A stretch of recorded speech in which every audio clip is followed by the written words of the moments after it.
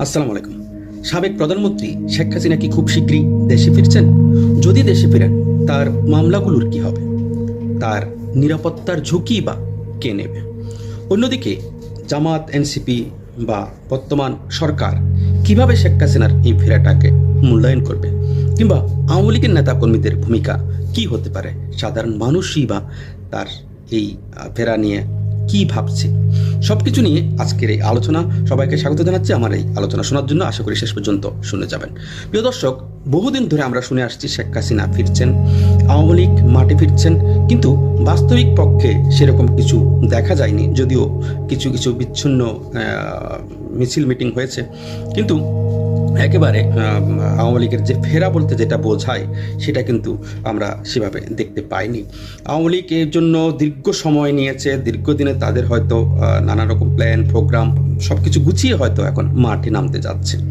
নানা রকম গুজব গুঞ্জন থাকলেও এবারই প্রথম শেখ হাসিনা যে ফিরছেন এমন একটি সাক্ষাৎকার তিনি সরাসরি তারিখ বেঁধে বা মাস বেঁধে তিনি উল্লেখ করে তিনি বলেছেন তিনি ফিরছেন, এবং আল্লাহ যেহেতু বাঁচিয়ে রেখেছেন তিনি অবশ্যই দেশেই ফিরবেন। শেখ হাসিনার ফিরলে যে বিষয়গুলো প্রথমে সামনে চলে আসে সেগুলো হলো মামলা। তার মামলাগুলো কি হবে? এখন মামলাগুলো কিভাবে তিনি ফেস করবেন? বিএনপির মতো অতদিন ধৈর্য ধরার মতো ব্যক্তিত্ব নন তিনি। দেশে থাকতে চান, দেশেই রাজনীতি করতে চান এবং সব কিছু মোকাবেলা করতে চান। হয়তো বা মব সন্ত্রাস বা তার নিরাপত্তাজনিত কারণে সেটি তারা সময় নিয়েছেন।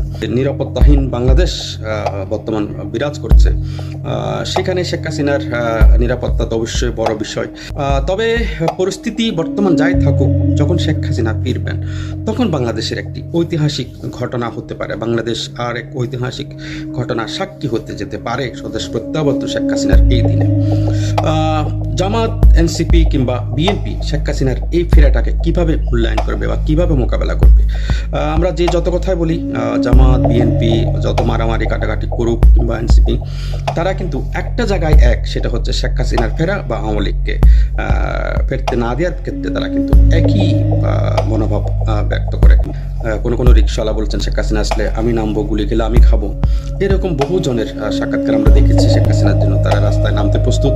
আওয়ামী লীগের নেতাকর্মীরা এখন হিংস্র বাঘের মতো, তাদের আসলে পিছনে যাওয়ার কোনো রাস্তা নেই। তাদের যেভাবে অত্যাচার নির্যাতন গত 2 বছর ধরে